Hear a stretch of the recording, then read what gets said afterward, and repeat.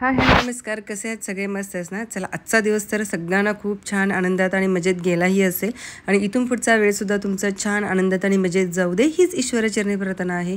तर आत्ता मी एवढा ब्लॉग तुम्हाला म्हणजे एवढेच क्लिप दाखवल्यावरती सगळ्यांना समजून आलं असेल की आज काय आहे. तर हो, आज गणपती विसर्जन म्हणजेच अनंत चतुर्दशी.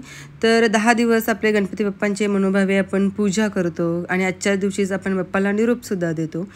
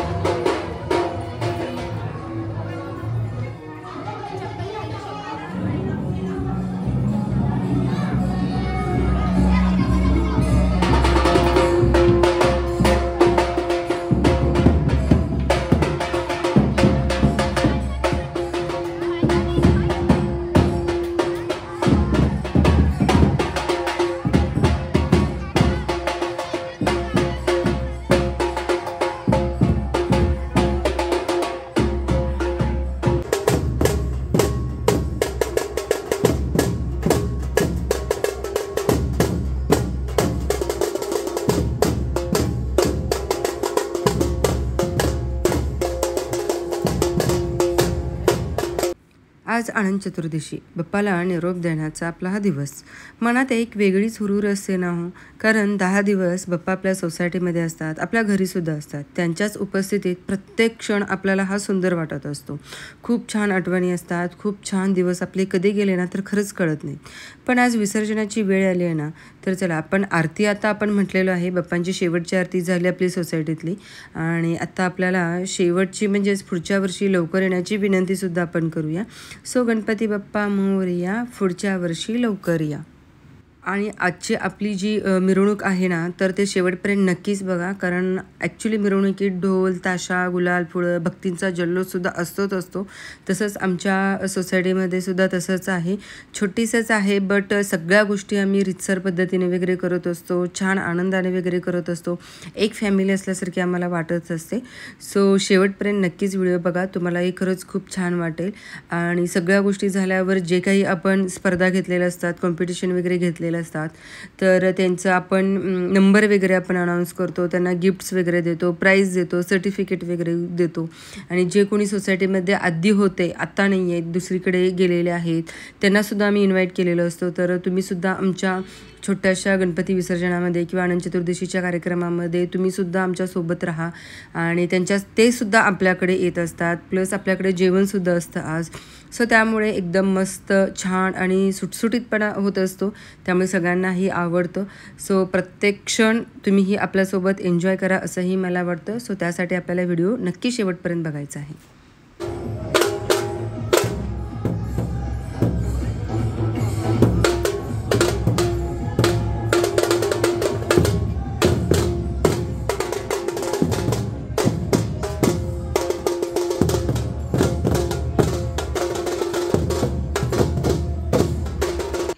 ॲक्च्युली ना की आम्हाला ढोल बांधतासुद्धा येत नव्हतं. मग आम्ही ॲक्च्युली ह्यावेळेला काय केलं होतं की 8 दिवस आधी ना ढोल ताशावाले आम्हाला शिकवायला येत होते. म्हणजे त्यांचं मंडळ वगैरे असायचं, खूप मोठं मंडळ वगैरे होतं त्यांचं आणि त्यातले दोघे म्हणजेच येत होते आम्हाला शिकवायला. सो आमची सुरुवात इथून झाली की ढोल बांधण्यापासून. सो नाहीतर लास्ट टाईम एकदा बघा, ॲक्च्युली इंस्टाग्रामला माझं रील असेल मे बी. समोर कुणीतरी धरत होतं, मग नंतर आम्ही वाजवत होतो, असं होतं आमचं. ह्या वेळेला थोडीशी प्रगती आमची झालीच असं काही म्हणायला काही हरकत नाही आहे. कारण आपल्याला जर त्या गोष्टीमधलं काही नॉलेज नसेल किंवा वाजवायला तर आवडतं, नाही असं नाही आहे, त्यामुळं पहिल्यापासूनच आम्ही ह्या गोष्टीमध्ये ॲक्टिव्ह होतोच आणि ॲक्टिव्ह राहणारच आहे. सो आवडतं खूप, त्यामुळे मग विचार केला की चला आपल्याला येत आहेत तर आपण थोडंसं शिकून घेऊ. जास्त दिवस नाही, फक्त ते 8च दिवस आले होते. 8 दिवसामध्ये एक 2-3 प्रकार वगैरेही शिकवले आम्हाला. म्हणजे नाशिक ढोल होतं, परत अजून खूप होते आणि मग नंतर ते रेल्वे टाईपमध्ये एक होतं. असे भरपूर होते, तर ते मला 2-3 शिकवले ते. सो 1 बाय 1 आम्ही त्या वाजवण्याचा प्रयत्न केलोही. आणि बाकीचे ॲक्च्युली खूप सगळेजण होते की त्यांना हे आवडतं वाजवायला, पण त्या गोष्टी आपल्याला एक वेळेला जमत नाहीत. सो मग म्हटलं की चला कसं असेल तसं असेल, बट सगळ्यांनी थोडं थोडं वाजवू म्हणजे सगळ्यांचंच हौस होऊन जाईल. सो त्यामुळे मग विचार केला आम्ही थोडं पुढे पुढे जात वगैरे सगळेच आपण थोडंसं वाजवू, किंवा ढोल ताशा म्हणा, किंवा थोडंसं एक छोटी मोठी हौस असते, लहान मुलांची असते, लहान मुलांनाही खूप आवडतं वाजवण्यासाठी. सो त्याच्यासाठी ह्या गोष्टीही आम्ही केलेल्या आहेत. सो आता हे तर खरंच हा मुलगा म्हणजे खरंच खूप वेडा म्हणायला काही हरकत नाही आहे. प्रत्येक गोष्टीमध्ये ॲक्टिव्ह आहे आणि सगळ्या गोष्टीही जमतात. आता ॲक्च्युली ह्या सगळ्यात मोठा अवघड गोष्ट म्हणजे ध्वज आपल्याला हे जे करत होते ते ध्वज तुम्ही बघितलं असाल मगाशी की ध्वजसुद्धा ह्याच्या हातामध्ये होतं. सो ते खूप मोठी गोष्ट. हे आता छोट्या मोठ्या गोष्टी आपल्याला ढोल ताशा वगैरे जमतील, पण ध्वज हातात घेणं खूप मोठी गोष्ट आहे आणि ते कंटिन्युअस ते नाचवणं खूपच अवघड गोष्ट आहे. ते ह्या मुलांनी केलेलं होतं. आणि आता हे काटे आता ॲक्च्युली खरंच एवढं मला नॉलेज नाही आहे, तुम्हाला माहीत असेल तर नक्कीच सांगा. गावाकडे वगैरे अशा गोष्टी होत होत्या, हेही मला माहिती होतं. पण थोडंसं आता खूप गॅप पडल्यामुळे आपल्याला एवढं त्या गोष्टी समजत नाही आहेत किंवा लक्षातसुद्धा येत नाहीत. सो नक्कीच मला कमेंट करून तुम्ही सांगा.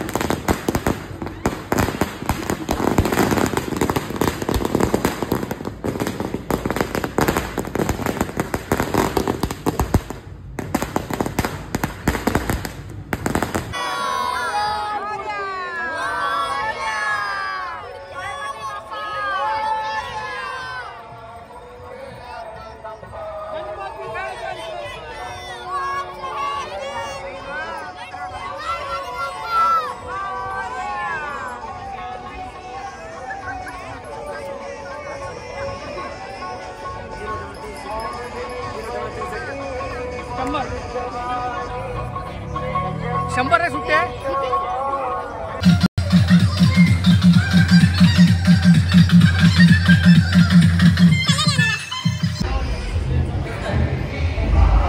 रेडी है क्या भैया सब? रेडी है क्या अभी?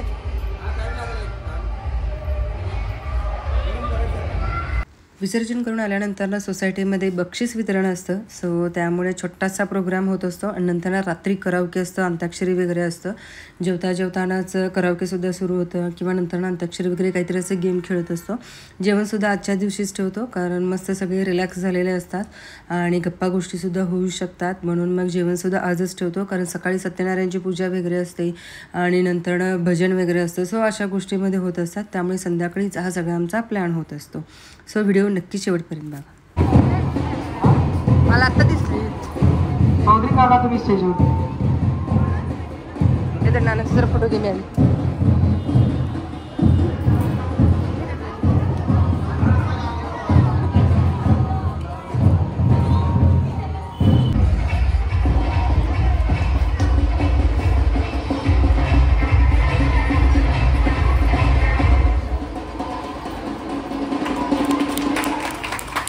Next coordinator Rupali Sisodia.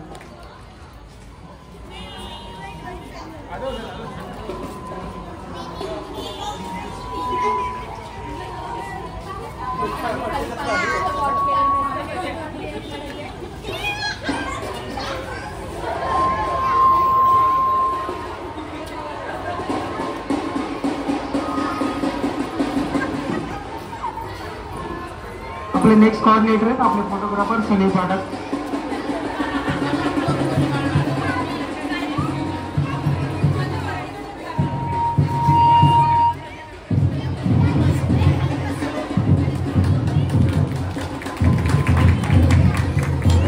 आणि नेक्स्ट कोऑर्डिनेटर मुकेश चौधरी. मुकेश नसेल तर त्याच्या बिहाफमध्ये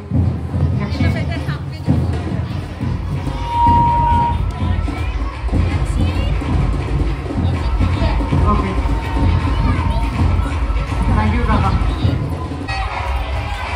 याच्यानंतर आपण जेवणाला सुरू करू. खूप उशीर झाल्यामुळे माहिती आहे भूका लागल्या सगळ्यांना. 2 मिनिटात आटोपू आणि मग जेवण सुरू. बॉटल काढून ठेव की. ए अथर्व कुठे? ए अथर्व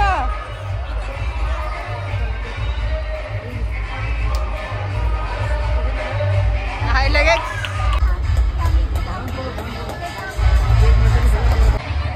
चला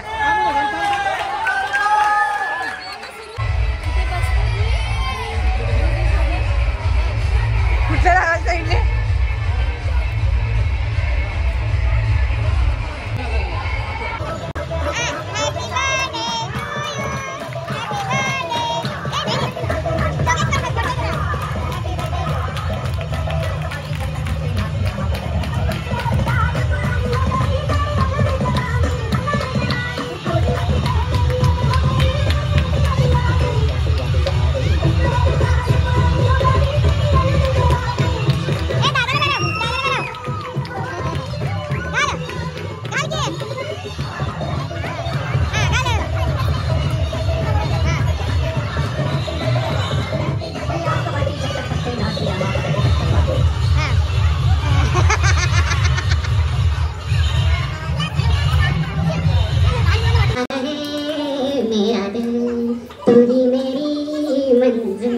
कहीं बीते ना ये रातें कहीं बीते ना ये दिन गाता रहे मेरा दिल लालन का.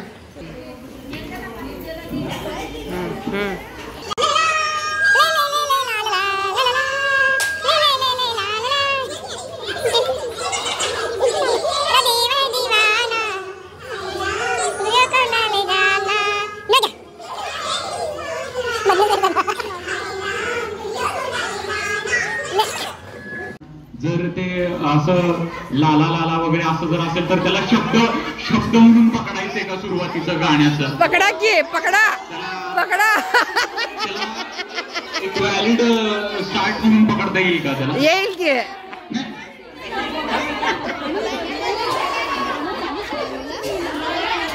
त्याशिवाय चालू होत असेल